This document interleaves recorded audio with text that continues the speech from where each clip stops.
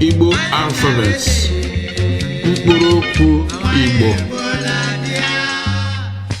Abigbidi fegere I ejekele me ninga o pi kpere se shete u ove weye ze chegwe kwe nye. Abigbidi fegere I ejekele me ninga o pi kpere se shete u ove weye ze chegwe kwe nye.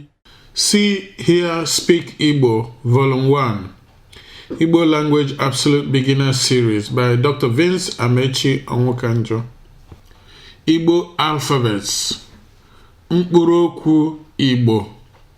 A, B, B, D, E, F, G, R, H, I, E, J, K, L, M, N, N, O, P, Q, R, S, Š, T, U, O, V, W, Y, Z, Ch, Gwe, Kwe, Nwe, Nye.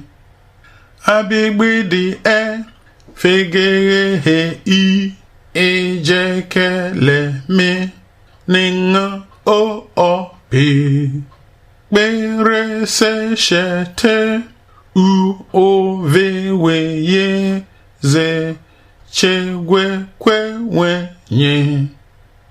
Abigbidi fegere I ejekele me ninga o pi kpere se shete u ove weye ze chegwe kwe nye. Mkpụrụ Okwu Igbo.